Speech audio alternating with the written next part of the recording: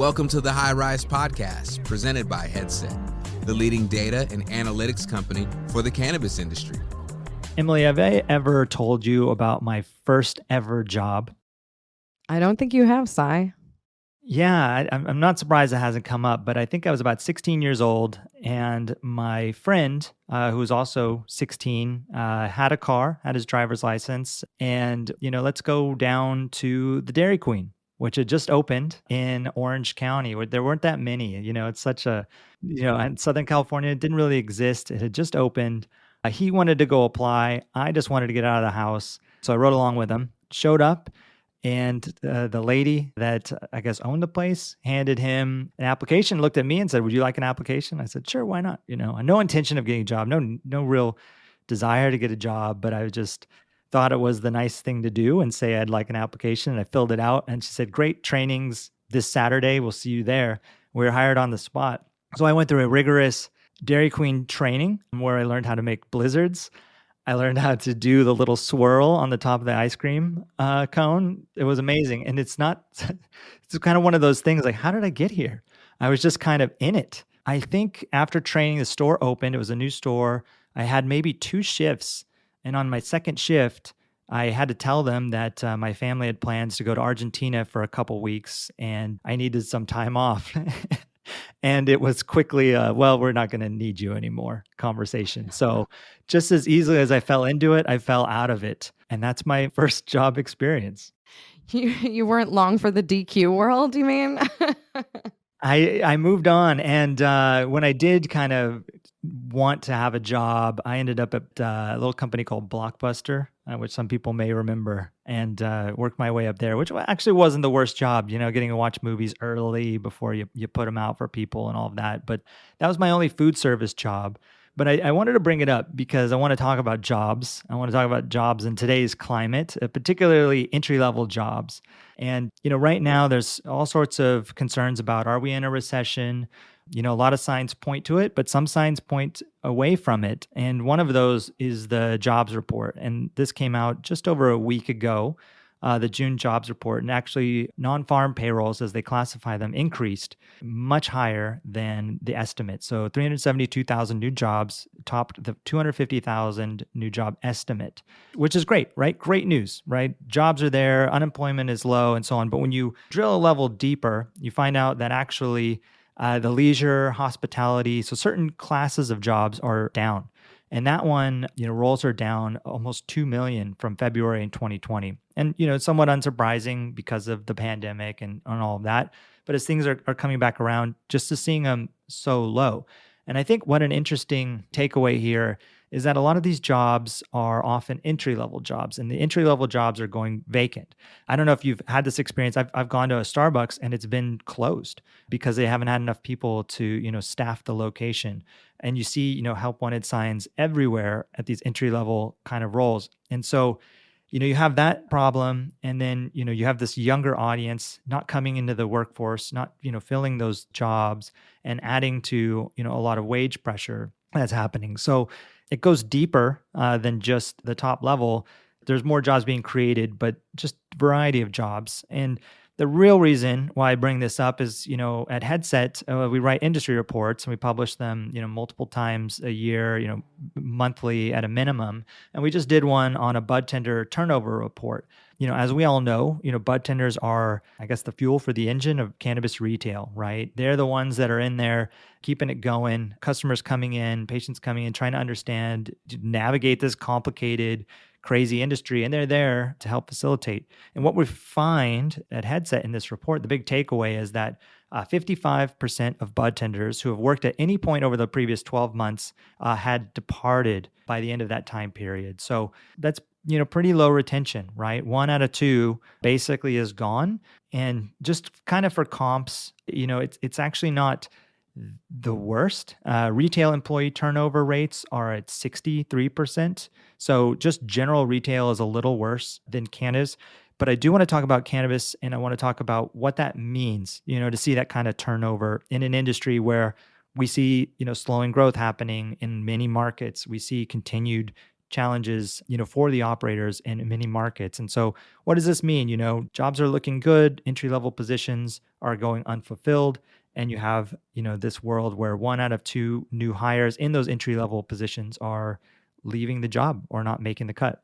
Yeah, and I do think this has implications all the way through the business of the retailers, because you have your software program that you're training these employees up on. You're training them up on brands, on form factors, on potency, on terpenes, on all of these facts. And so when you do lose kind of these gatekeepers, they are the front line of the sales force of these retailers. And there are a few ways you can augment basket sizes, which, as you know from your data, you can have the add-ons at the point of sale. You can have, these different promotional activities. One way is to accept credit cards, because digital forms of payment or plastic forms of payment increase basket sizes. But the other is through upselling. And, I did have a job in retail, fashion retail. It was a thankless job. I do know how to fold jeans and t-shirts very, very well. But, part of the job was constantly to be upselling, and I stunk at it. I was not, my heart wasn't in it, but that was it. They were like, you are the ones to help drive the dollars through these doors by getting people to try on different looks that they didn't plan on, or thinking differently about fashion. And I was like, oh my God, I'm here for the discount and to fold t-shirts. And so I think there's a couple of things going on here. One is thinking about why people are attracted to becoming budtenders. And it's fun to work in a cannabis store. The concept of working in a cannabis store as a retail associate is a pretty cool and exciting thing. The other side to that is, generally, I have found that the budtenders or retail associates are enthusiasts of the product. And so there is often, a benefit to that in terms of discounting. And then there's this other side, which I have seen. Depending on the state, I don't know exactly how legitimate this is, but some of the more aggressive brands in California do employee promotions if they happen to sell their product through at a higher rate than other things. Now, you can track also your employee effectiveness through platforms like the data platforms, like the point of sale platforms, and trying to understand who your heavyweights are on the budtender side in terms of selling through.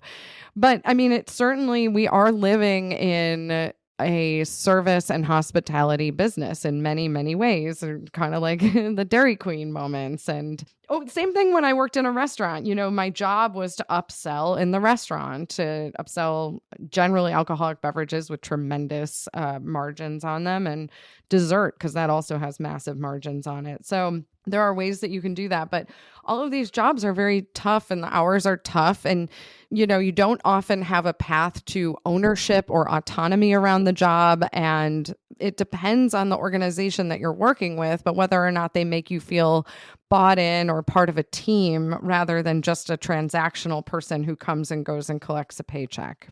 Yeah, absolutely right. And then the data is nuanced. When you talk about averages, 55% retention, but not all retailers are the same. And some retailers, it's a bell curve, right? And this is in the report. And some retailers have really good employee retention or budtender retention, so they're probably doing a lot of these things to keep those employees engaged. And I think certainly it's important to be mindful of that. And we'll talk through some of that.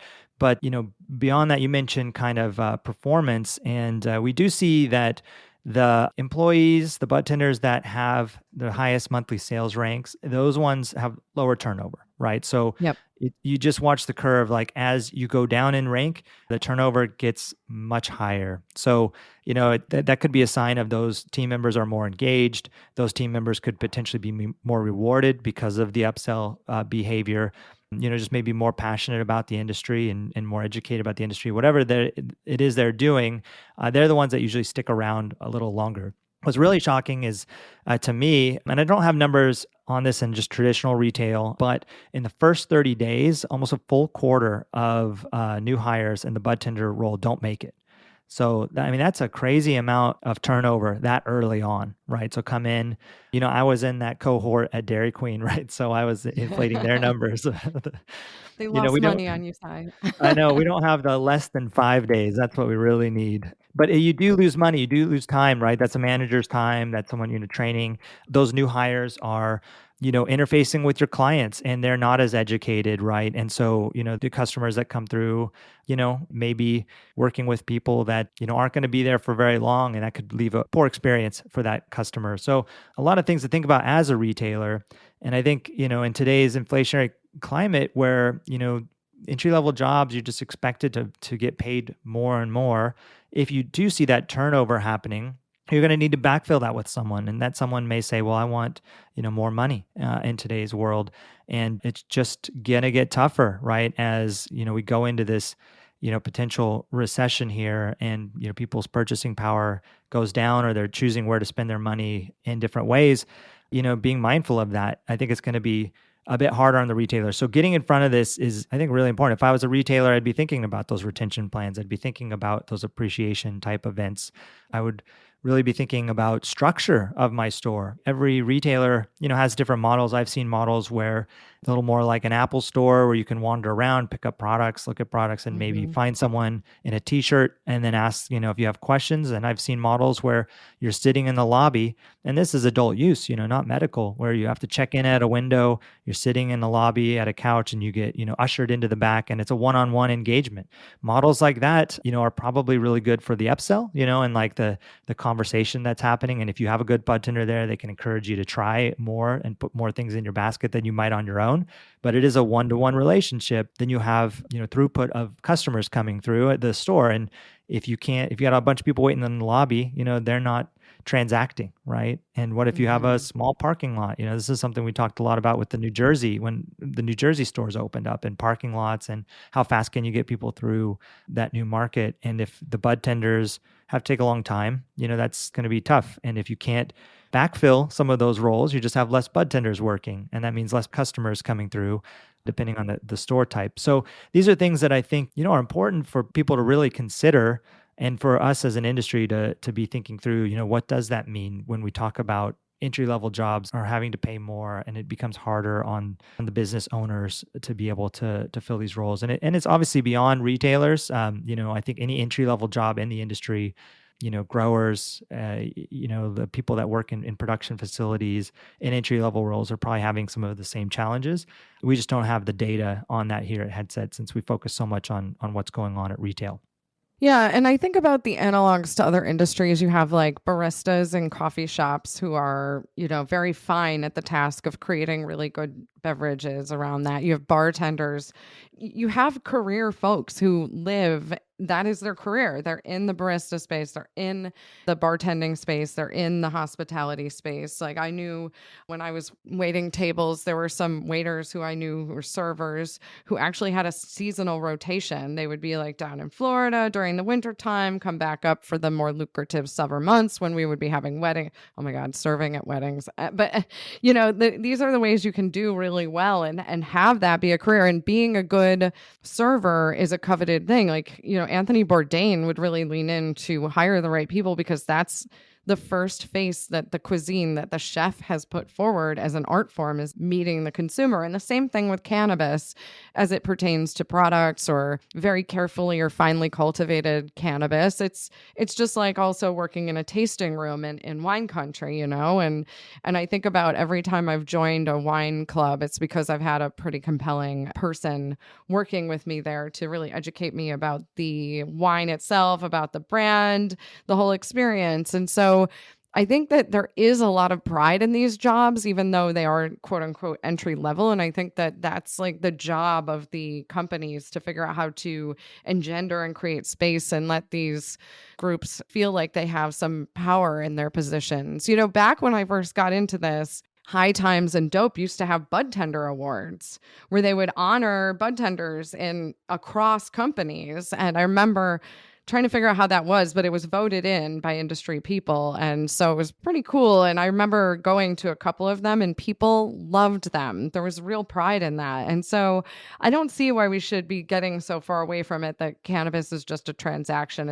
As we've talked a lot about it, it is far more than that. It's very experiential, and these folks can be incredibly helpful to the consumer and to the companies that they work for. So I think it's really important to take a step back and maybe use this this data to reassess how we engage in employment practices, especially because this is an industry that actually is hiring as we open more doors and more operations. And, I was telling Sai before the podcast that every morning I read through a couple of VC in Silicon Valley or tech platforms or newsletters, one of them being Strictly VC by Connie Loizos. And there's almost daily updates of layoffs in the tech industry. But then I flip over to our industry and we've had some right sizing of organizations, but we're substantially expanding, especially with new markets coming online. So I think it's a great opportunity to reassess how we engage in employment in this space.